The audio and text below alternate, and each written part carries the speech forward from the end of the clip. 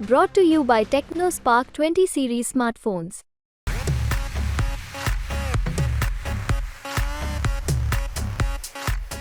નમસ્કાર. પરસોત્તમ રૂપાલા મિત્રો, Parshottam Rupala chartered plane અને રાજસ્થાનમાં લેન્ડિંગ. જી હા મિત્રો, ચાર્ટર્ડ પ્લેન રાજસ્થાન ઉતર્યું. આ ચાર્ટર્ડ પ્લેનમાં કોણ બેઠા હતા, શા માટે રાજસ્થાન ઉતર્યું અને અત્યારે તેની વાત શા માટે? પરસોત્તમ રૂપાલા, એ વિવાદ કે જેને ગુજરાત જાણે છે, એ વિવાદ કે જેણે લાખો ક્ષત્રિયોને રસ્તા પર લાવ્યા, એ વિવાદ કે જેના કારણે લાખો ક્ષત્રિયો ભેગા થયા, સંમેલન કર્યું. એ પરસોત્તમ રૂપાલા એ ચાર્ટર્ડ પ્લેનમાં હતા. તેમની સાથે કોણ? રાજવી પરિવારમાંથી અત્યારે સાંસદ કેસરી દેવસિંહ ઝાલા. કેસરી દેવસિંહ ઝાલા પરસોત્તમ રૂપાલાની સાથે. પરસોત્તમ રૂપાલા, કેસરી દેવસિંહ ઝાલા રાજસ્થાન શા માટે ગયા? રાજસ્થાનમાં શું ગુપ્ત બેઠકો થઈ? શું રાજસ્થાનમાં ક્ષત્રિય સમાજના આ આંદોલનને રફે દફે કરવાનો તખ્તો તૈયાર કરવામાં આવ્યો? શું રાજસ્થાનમાં એવા તો કોણ રાજવીઓ છે, એવા તો કયા ક્ષત્રિય આગેવાનો છે કે જે રાજસ્થાનથી બેઠા બેઠા ક્ષત્રિય સમાજના ગુજરાતમાં થયેલા આંદોલનને પતાવી દેવા ઈચ્છે છે? બેઠકમાં શું વાત થઈ, કે આ બેઠક થઈ? આ તમામ સમાચાર, આ તમામ વાત, આ તમામ વિશે ચર્ચા આજના વિડીયોમાં. પરસોત્તમ રૂપાલા કેસ, પરસોત્તમ રૂપાલા વિવાદ, પરસોત્તમ રૂપાલા કોન્ટ્રોવર્સી, પરસોત્તમ રૂપાલા બફાટ, આ તમામ શબ્દ અત્યારે ચર્ચાઈ રહ્યા છે. પરસોત્તમ રૂપાલા રોટી બેટીના વ્યવહાર પર બોલે છે, મહારાજાઓ નમ્યા તેના પર બોલે છે. ક્ષત્રિય સમાજ આ કદી પણ ના સ્વીકારે. ક્ષત્રિય સમાજ રસ્તા પર આવ્યો, ક્ષત્રિય સમાજમાં ફાટા જરૂર પડ્યા, પરંતુ એકજૂટ ક્ષત્રિય સમાજ જોવા મળ્યો ક્યાં? રાજકોટમાં. પરંતુ આજ રાજકોટમાં જે સંમેલન મળ્યું મિત્રો, એ સંમેલનની પહેલા અને પછી મોટો ખેલ થયો છે. સંમેલન પહેલાની રાત શું થયું? રાજકોટ મહાસંમેલન પહેલાની રાત્રે શું રંધાયું? શું રાજકોટ સંમેલન જે મળ્યું તે ફક્ત ટ્રેલર હતું? તેનાથી પણ મોટી માત્રામાં ક્ષત્રિયો એકઠા થવાના હતા. શું આથી પણ વધુ સંખ્યામાં લોકો રાજસ્થાનથી આવવાના હતા? આ તમામ મુદ્દા પર ચર્ચા કરવી છે, કારણ કે જે વાવડ મળ્યા છે, જે સમાચાર મળ્યા છે, એ સમાચાર એ છે કે પરસોત્તમ રૂપાલા કેસરી દેવસિંહ ઝાલાને લઈ રાજસ્થાન પહોંચ્યા હતા. રાજસ્થાનમાં ક્ષત્રની અગ્રણીઓ સાથે બેઠક કરી છે. આ ગુપ્ત બેઠકોમાં તેમણે ક્ષત્રિય આંદોલનને લઈને વાત કરી છે. મિત્રો, ક્ષત્રિય આંદોલનને લઈને વાત કરી છે, કારણ કે પરસોત્તમ રૂપાલા પોતે પણ આ અત્યારના, તમે વિચારતા હશો કે પરસોત્તમ રૂપાલા જે રીતે જોવા મળી રહ્યા છે, પ્રચાર કરી રહ્યા છે, ઉમેદવારી ફોર્મ ભરી રહ્યા છે, એ મુજબ પરસોત્તમ રૂપાલાને ડર નથી. ભારતીય જનતા પાર્ટી તેમને સ્ટાર પ્રચારકોમાં ઉમેરે છે. ટિકિટ પાછી ખેંચવાની વાત તો દૂર નહીં રહી, પરંતુ મિત્રો તેમને સ્ટાર પ્રચારક બનાવવામાં આવે છે. આ તમામ વસ્તુ એક દર્શાવે છે કે ભારતીય જનતા પાર્ટી લોકો વચ્ચે મેસેજ મૂકવા માંગે છે કે અમે ટિકિટ ખેંચવાના નથી, આ બાબતે અમે ડરતા નથી. પરંતુ મિત્રો, પડદા પાછળ ખેલ અલગ છે. બોલવામાં કંઈ આવી રહ્યું છે અને મનમાં કંઈક અલગ ચાલી રહ્યું છે.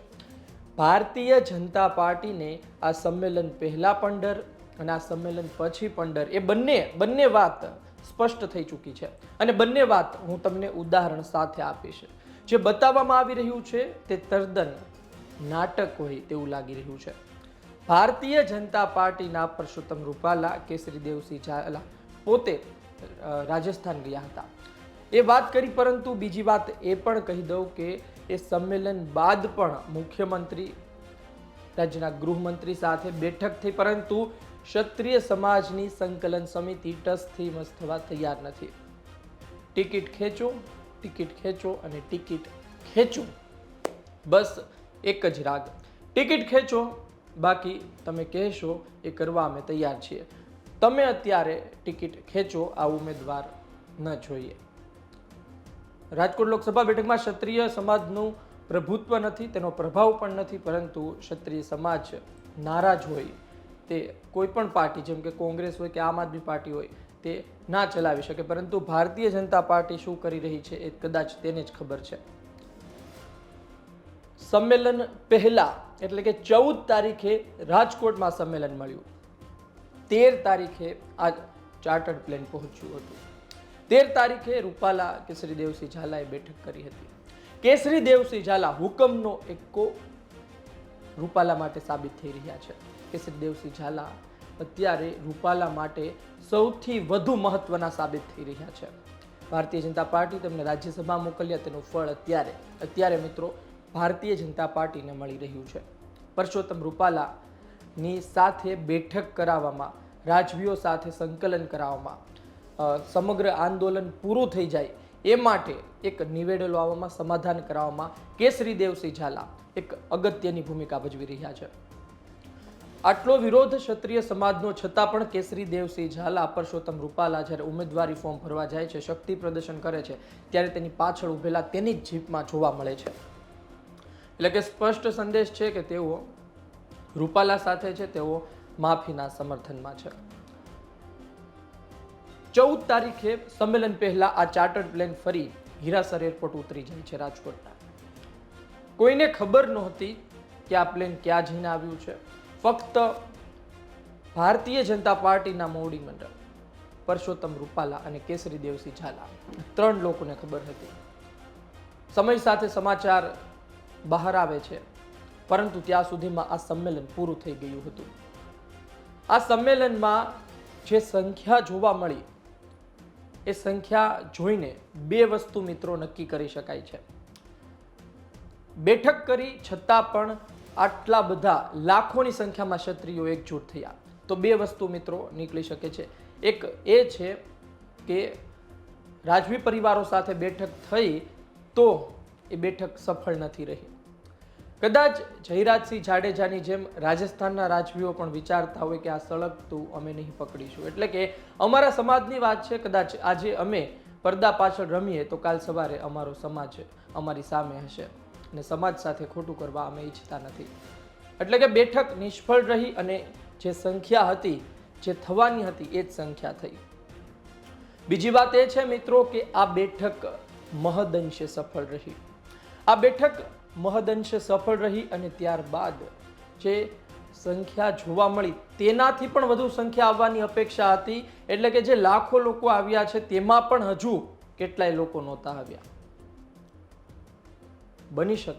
બની શકે કે સંમેલનમાં આવવા માટે મહેમાનો નીકળી ચૂક્યા હોય, પરંતુ સંમેલન બાદ શું કરવું તેનો તખ્તો તૈયાર કરવામાં આવ્યો હોય. પદ્મિનીબા વાળા આજે સંકલન સમિતિ સામે સવાલો કરી રહ્યા છે. ગીતાબા પરમાર પોતે પણ સંકલન સમિતિ સામે સવાલો કરી રહ્યા છે. એક સમય હતો કે જ્યારે લોકો કહેતા હતા કે સંકલન સમિતિ નિર્ણય કરશે તે કરીશું. ક્ષત્રિય સમાજના યુવાઓને પૂછવામાં આવે કે તમે શું કરીશો, રસ્તા પર ઉતરશો, તો કહે છે કે સંકલન સમિતિ કહે એ જ અમારે કરવાનું છે. એટલે કે આટલી શિસ્ત.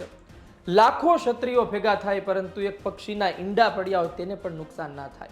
એ ક્ષત્રિયો કે જે લાખોની સંખ્યામાં દુશ્મનોને ધમરોળી નાખતા, એ ક્ષત્રિયો કે જેની સામે દુશ્મન થરથર કાપતા, એ ક્ષત્રિયો કે જેનો ઉજળો ઇતિહાસ છે, એ ક્ષત્રિયો કે જેઓ પોતાના શૌર્ય પરાક્રમથી આજે ઇતિહાસમાં જીવે છે, મારી અને તમારી વચ્ચે રહે છે. એ ક્ષત્રિયો એટલી સંખ્યામાં ભેગા થયા પરંતુ એક પક્ષીના ઈંડાને પણ નુકસાન ના થયું. એ વિડીયો આજે વાયરલ છે. તો પછી તમે નક્કી કરી શકો કે લોકો કેટલા શાંત અત્યારે બેઠા છે. અને તમામ એક તરફ છે પરંતુ કેટલાય લોકો સંકલન સમિતિની સામે પડ્યા છે. આ વિડીયો અને ઓડિયો સામે આવતા લોકો કહી રહ્યા છે કે પડદા પાછળનો ખેલ શરૂ થઈ ગયો છે. પડદા પાછળનો ખેલ શરૂ થઈ ગયો છે અને આ આંદોલનને પૂરા કરી દેવા માટે પણ ખેલ શરૂ થઈ ગયો છે. ક્ષત્રિય સમાજના આગેવાનોનું માનવું છે કે ટિકિટ ખેંચાય કે ના ખેંચાય અમે તો વિરોધ કરીશું અને અમે ટિકિટ ખેંચવા માટે અંતિમ ઘડી સુધી વિરોધ કરીશું. ભારતીય જનતા પાર્ટીનું સ્ટેન્ડ શું છે? ભારતીય જનતા પાર્ટી આ ધમપછાડા કરી રહી છે, તેના મોટા નેતાઓ ધમપછાડા કરી રહ્યા છે. તેનું પાછળનું કારણ એક જ છે કે વડાપ્રધાન મોદી ગુજરાત આવે આ પહેલા આ તમામ મામલો પૂરો કરી દો. આ તમામ મામલાનો ધી એન્ડ આવી જવો જોઈએ. વડાપ્રધાન ગુજરાત આવે આ પહેલા. વડાપ્રધાન મોદી ગુજરાત આવશે, રાજકોટમાં સભા સંબોધન કરશે. વડાપ્રધાન મોદીને નમતું જોખવું પડે. વડાપ્રધાન મોદી જાહેરમાંથી કંઈ બોલે અથવા તો જાહેરમાંથી પોતાના પક્ષને લઈને કંઈ બોલે એ પહેલા ત્યાંના મોટા નેતાઓને કામ સોંપી દેવામાં આવ્યું છે. જો આ દિગ્ગજો અસફળ રહે છે તો વડાપ્રધાન મોદી આવશે અને સમાધાન કરાવીને જશે મિત્રો. એ વાત 100%ની છે અત્યારના જે પ્રમાણે માહિતી મળી રહી છે. એટલે કે પરસોત્તમ રૂપાલા ફોર્મ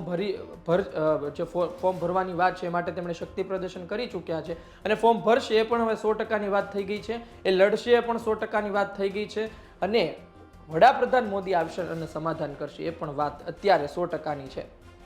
વાત ખાલી ત્યાં જ અટકી છે કે ત્યાંના દિગ્ગજોથી આ કામ થશે કે નહીં, ત્યાંના દિગ્ગજોથી આ સમાધાન થશે કે નહીં, તેનું પાણી માપવાનો સમય ભારતીય જનતા પાર્ટી પાસે છે.